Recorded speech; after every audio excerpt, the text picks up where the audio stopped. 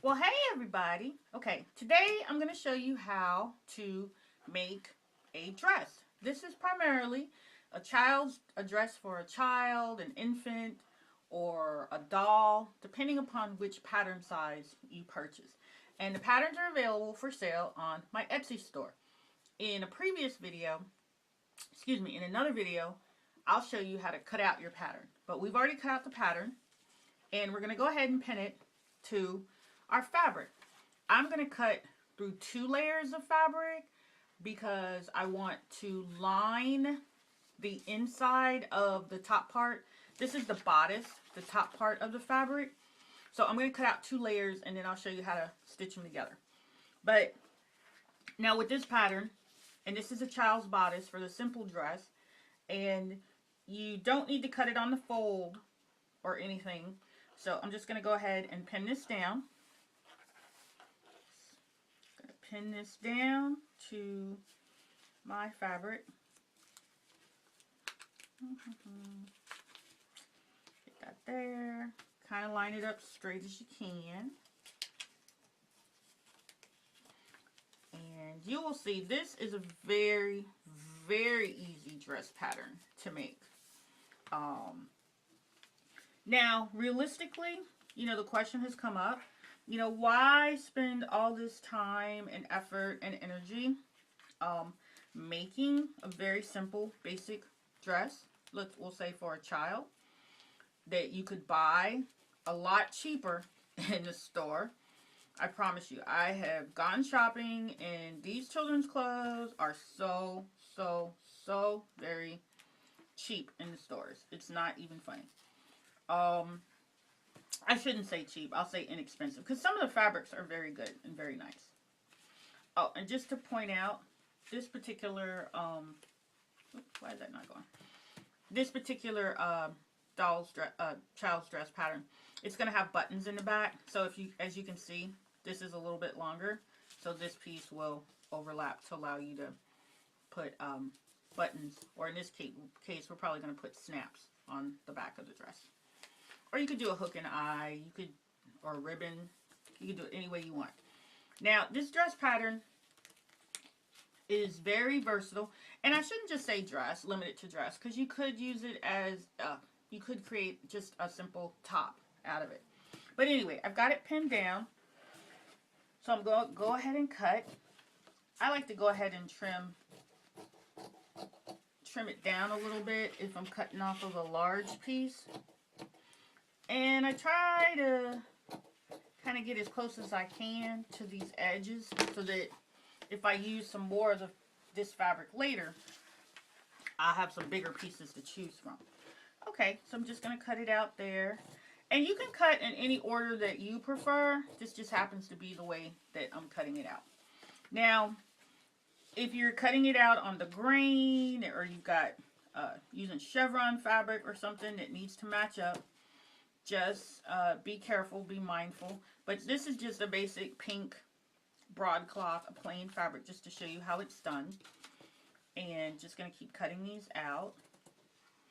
And I honestly say take your time cutting. You're not in a hurry, are you? If you were, you really wouldn't be making a child's dress. Now, if you do commit yourself to making these dresses for let's say for, what do you call that? For a little bridesmaid dress, don't wait till the last minute, because inevitably, whatever can go wrong will, in terms of your sewing machine, or who knows what could happen. So, you don't want to wait till the last minute and try to rush doing something like this. And I like to trim as close as I can. Now, if you're using one of my patterns, remember you're cutting at the solid black edge. Don't freak out so much if this isn't like perfectly straight, because by the time you hem it, it will be. Okay, so we're just going to keep cutting here.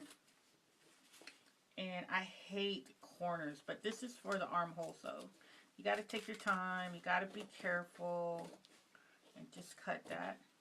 Move that out of the way before I cut right through it.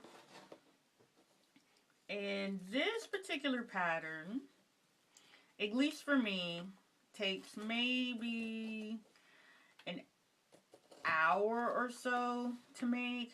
Let's say a couple hours on the safe side. Because by the time you print the pattern, cut it out, sew it together, answer the phone, answer the doorbell, it might take you a couple of hours. Okay, so then we're going to cut out the front piece. We cut out the back piece there. And just going to cut it real close as we can. Once again, taking our time. Remember, turning these corners can be something else. I tend to cut, I guess, a little randomly. I will honestly admit I am not the world's best sewer, seamstress by any stretch of the imagination. But I've got a pretty good idea of how to do some things and make it easy to show other people how to do it as well. So if there's any sewing masters out there that I'm sure you'll see me doing something wrong and you'll more than likely comment, I welcome your comments. And it only helps to make everybody, helps to let everybody get better, become a better sewer, seamstress. So I'm just going to cut right here on this edge part. Okay. So we've got our front and back bodice pieces cut out. Now, what I'm going to do is we are going to attach these. Actually, it goes this way once we take the pattern piece off. So, actually, let's go ahead and do that. We'll take the pattern itself needs to come off. And remember now, you cut 2 of these. So, you're only going to need 1 for right now. Then I'll show you how to add it as a lining. So we'll set that one aside. And we'll take this one off. And for some reason with pattern pieces, when you're cutting them out of paper, it doesn't seem to do like with the tissue paper patterns where you've got a whole lot of, you have to use a whole lot of pins. Don't know why. At least that's how it seems to me. Okay, got all the pins out. We set our pattern aside. We've got the back bodice piece and we've got the front bodice piece. Oops, forgot to cut right there because it was on the fold. Okay. So, now we know these are our armholes. And you gotta get these pieces to match up. And what I'm gonna do, you want your armholes to line up. Just going to line that up carefully. I'm just going to put a couple of pins because I can kind of eyeball it myself and sew it fairly close together. And I'm just going to slide this back one in and line up these edges because I know which piece that I want to overlap when I put the buttons on.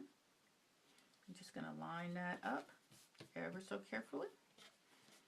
Okay, and now we're going to take this over to the sewing machine, and the only thing we're going to stitch right now, is the top shoulder seam. We're just going to stitch right across here, 1 stitch there and 1 stitch there. Okay, so you want to go ahead and stitch the top shoulders edge of your bodice together. So I'm not going to use any pins or anything right now because it's a really short distance to go. I can probably hold this together pretty straight. And just going to get that together. And I'm using my 1/4 inch quilting foot to help me keep in a nice straight line. So I'm just going to make 1 little stitch right across there. Do that. And you do the other side. And you're good to go.